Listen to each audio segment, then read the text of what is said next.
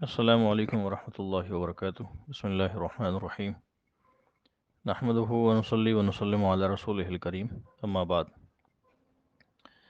آپ کے سامنے کل مفسدات صوم آئے تھے، مکروہات صوم آئے تھے، اور غیر مفسدات صوم بھی آپ کے سامنے بیان ہو چکے تھے۔ کل ایک قاعدہ، ایک اصل آپ کے سامنے یہ بیان کی تھی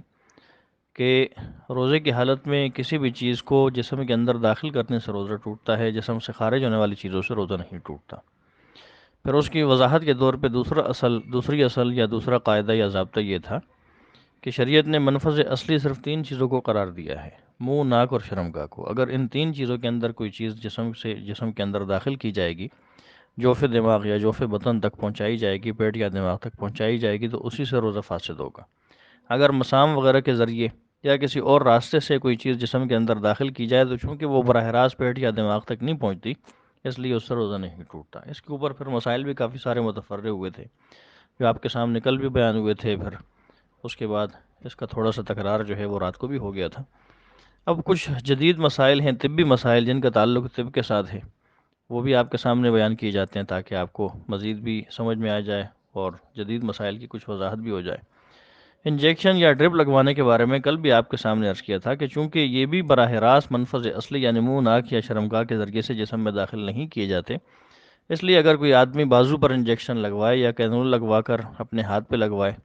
یا جسم کے کسی حصے کے اوپر بھی لگوائے، تو چونکہ مساموں کے ذریعے یہ یا رگوں کے ذریعے انجیکشن کے ذریعے یا ڈرپ کے ذریعے دوائی جسم کے اندر داخل کی جاتی ہے، لہٰذا روزے کی حالت میں انجیکشن یا ڈرپ لگوانے سے روزہ نہیں ٹوٹے گا۔ ہاں، روزے کی حالت میں ایسی ڈرپ یا انجیکشن لگوانا کہ جس کی وجہ سے انسانی جسم کو طاقت حاصل ہو اور اس کو روزے کی کمزوری محسوس نہ ہو، تو ایسی ڈرپ یا ایسا انجیکشن لگوانا مکروہ ہے۔ باقی اگر کوئی آدمی بیمار ہے، روزے کی حالت میں وہ انجیکشن یا ڈرپ لگواتا ہے تو اس سے اس کا روزہ نہیں ٹوٹے گا۔ اسی طریقے سے کسی آدمی نے روزے کی حالت میں خون لگوا لیا تو خون لگوانے سے بھی روزہ نہیں ٹوٹتا۔ خون کا سیمپل دینے کے لیے جسم سے خون نکالنے کی صورت میں بھی روزہ نہیں ٹوٹتا۔ کل بھی آپ کے سامنے یہ مسئلہ گزرا تھا کہ روزے کی حالت میں اگر شوگر کے مریض انسولین لگواتے ہیں، چاہے پیٹ کے اوپر لگوائیں، پیٹ کی کھال میں لگائیں، اس سے بھی ان کا روزہ نہیں ٹوٹے گا، کیونکہ یہ بھی منفذ اصلی کے ذریعے جسم کے اندر کوئی چیز داخل نہیں کی جا رہی۔ انہیلر کا مسئلہ کل آپ کے سامنے آیا تھا۔ اسی طریقے سے بعض اوقات کسی کا سینہ جام ہوتا ہے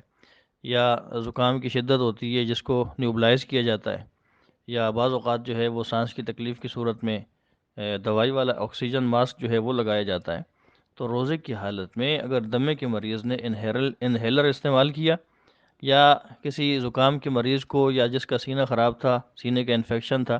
اس کو روزے کی حالت میں نیوبلائز کیا گیا، یا جو ہے وہ دوائی والا آکسیجن ماسک استعمال کیا گیا، تو چونکہ ان تینوں چیزوں کے اندر دوائی ہوتی ہے جو ناک کے راستے سے یا منہ کے راستے سے حلق سے نیچے اتر جاتی ہے یا دماغ تک پہنچ جاتی ہے، تو روزے کی حالت میں دمے کے مریض نے اگر انہیلر کا استعمال کیا تو اس کا روزہ ٹوٹ جائے گا۔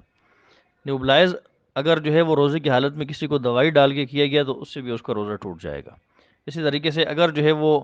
آکسیجن ماسک استعمال کیا گیا دوائی والا تاکہ اندر دل تک دوائی پہنچ جائے، تو اس کی وجہ سے بھی اس کا روزہ ٹوٹ جائے گا۔ یہی مسئلہ ہے، بعض اوقات بی پی جو ہے وہ شوٹ کر جاتا ہے، ہائی ہو جاتا ہے، تو اس کو کنٹرول کرنے کے لیے، نارمل کرنے کے لیے زبان کے نیچے جو ہے وہ چھوٹی سی گولی رکھی جاتی ہے۔ تو اگر روزے کی حالت میں یہ گولی جو ہے کسی کی زبان کے نیچے رکھی گئی تو چونکہ اس کے ذرات یا اثرات حلق سے نیچے اتر جاتے ہیں،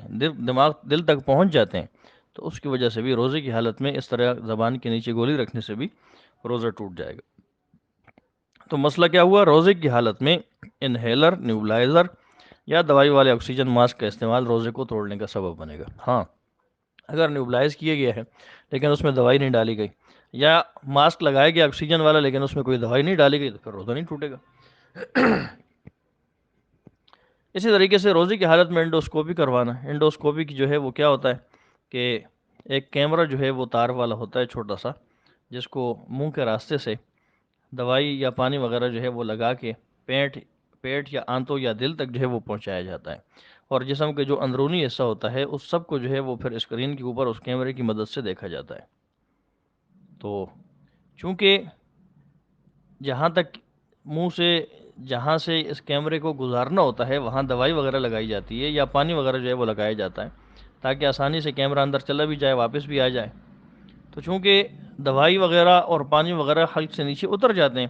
تو روزے کی حالت میں انڈوسکوپی کروانے کی وجہ سے روزہ ٹوٹ جائے گا۔ اسی طریقے سے بعض اوقات جو ہے وہ دل کے مریض روزے کی حالت میں انجیوگرافی کرواتے ہیں. دیکھیں انجیوگرافی کیا ہوتی ہے کہ پہلے تو یہ ہوتا تھا نا کہ اگر کسی کے دل کا خدا نہ خواستہ وال بند ہو گیا تو اسٹنٹ ڈالنے کے لیے اس کا باقاعدہ طور پر سینہ چاک کیا جاتا تھا، آپریشن کیا جاتا تھا. اب کیا ہوتا ہے کہ انجیوگرافی کے اندر جو ہے وہ یہ ہوتا ہے کہ ہاتھ کی کسی رگ جو ہے اس کے اندر جو ہے ایک تار ڈال دی جاتی ہے، اور وہ تال جو ہے وہ سیدھا جاتی ہے دل تک، اور دل کی جو شریانیں یا رگیں بند ہوتی ہیں یا ان میں جو ہے کچھ خون وغیرہ یا میل کچیل جمع ہوا ہوتا ہے اس کو وہ صاف کر دیا جاتا ہے. تو چونکہ یہ جو منفذ اصلی یعنی منہ، ناک یا شرمگاہ، ان تین منافذ میں سے کسی منفذ سے جو ہے یہ تار نہیں گزاری جا رہی بلکہ رگ کے ذریعے سے دل تک پہنچائی جا رہی،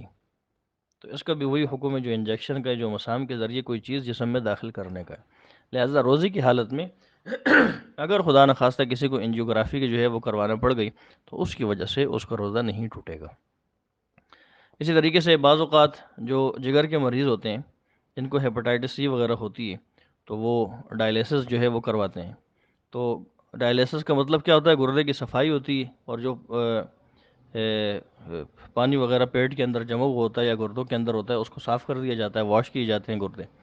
تو روزے کی حالت میں ڈائلیسس جو ہے وہ کروانے سے بھی روزہ نہیں ٹوٹتا، کیونکہ ڈائلیسس کرنے میں بھی جسم کے اندر جو ہے وہ منافذ اصلی کے سے جو ہے کوئی بھی چیز داخل نہیں کی جاتی. اچھا، روزے کی حالت میں کورونا ٹیسٹ جو ہے وہ کروایا جاتا ہے. اس کی مختلف صورتیں ہوتی ہیں، کورونا ٹیسٹ کے جو ہے وہ مختلف طریقے ہوتے ہیں. ایک تو جو ہے وہ PCR ٹیسٹ ہے. روئی کا جو ہے وہ ٹکڑا ہوتا ہے جو مریض کی جو ہے وہ ناک کے پچھلے حصے میں ڈالا جاتا ہے. ناک کے اندر جو رطوبت وغیرہ ہوتی ہے، جو گیلا پن ہوتا ہے، وہ اس روئی کے اندر لگ جاتا ہے،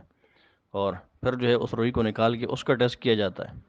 تو اس میں عموماً جو ہے اس روئی کے اوپر کوئی دوائی وغیرہ لگا کے ناک کے اندر داخل نہیں کیا جاتا، ناک کے اوپر تک نہیں لے جایا جاتا. تو اس طرح جو ہے اس کا اگر سیمپل لینے کے لیے ناک کی رطوبت جو ہے وہ لی گئی ہے تو اس سے اس کا روزہ جو ہے وہ نہیں ٹوٹے گا. دوسرا جو ہے ایک طریقہ کورونا ٹیسٹ کا جو ہے وہ یہ ہوتا ہے کہ مریض کے منہ جو ہوتا ہے یا اس کا جو حلق ہوتا ہے اس سے جو ہے وہ لعاب وغیرہ حاصل کرنے کے لیے ٹیسٹ کیا جاتا ہے. تو اگر جو ہے وہ حلق یا جو ہے وہ مریض کے منہ کے اندر جو ہے وہ چپ یا وہ ڈنڈی سے ڈالی گئی اور اس کے اوپر جو ہے کوئی دوائی وغیرہ نہیں لگائی گئی تو ایسی صورت میں بھی اس کا روزہ جو ہے وہ نہیں ٹوٹے گا. ایک صورت ہوتی ہے اینٹی باڈی ٹیسٹ. وہ کیا ہوتا ہے کہ مریض کا جو ہے وہ خون لیا جاتا ہے، بلڈ ٹیسٹ کیا جاتا ہے، اور پھر اس کو چیک کر کے دیکھا جاتا ہے کہ اس کے خون کے اندر جو ہے وہ کورونا کے اثرات ہیں یا نہیں. تو ان تینوں صورتوں میں روزہ نہیں ٹوٹے گا. روزہ وہاں ٹوٹے گا جہاں ناک کے پچھلے حصے تک روئی وغیرہ یا کوئی اسٹک ڈالی جائے، یا جو ہے وہ حلق سے نیچے تک جو ہے کوئی اسٹک وغیرہ ڈالی جائے اور اس میں دوائی وغیرہ لگائی گئی ہو، پھر اس کے بعد ڈالا جائے تو پھر روزہ ٹوٹے گا. اگر خشک روئی ڈالی گئی یا خشک جو ہے اسٹک ڈالی گئی اور اس سے حلق کی رطوبت یا ناک کی رطوبت جو ہے وہ لے لی گئی اور اس کا ٹیسٹ کیا گیا تو اس صورت میں روزہ نہیں ٹوٹے گا. ایک اور مسئلہ ہے کہ روزے کی حالت میں خدا نخواستہ اگر جو ہے کسی مرد کو اس کی شرمگاہ میں پیشاب والی نلکی جو ہے اس کے لگانے کی ضرورت پڑ گئی. بعض لوگ ایسے ہوتے ہیں جو چلنے پھرنے سے معذور ہو جاتے ہیں، تو ان کو پیشاب کی نلکی جو ہے وہ لگائی جاتی ہے، چھوٹے پیشاب کی،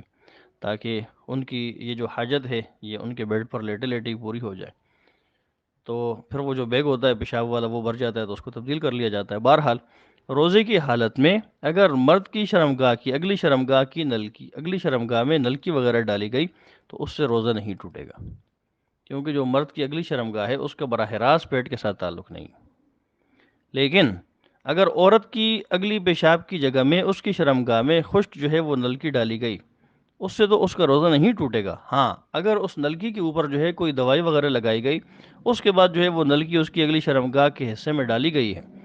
تو چونکہ عورت کی اگلی شرمگاہ کا تعلق براہ راست پیٹ کے ساتھ ہوتا ہے، مثانے کے ساتھ ہوتا ہے، تو ایسی صورت میں اگر جو ہے وہ دوائی براہ راست اس منفذ اصلی سے اندر گئی تو روزہ ٹوٹ گیا، کیونکہ شرمگاہ بھی دو تین منافذ میں سے ایک منفذ ہے. تو اگر گیلی نلکی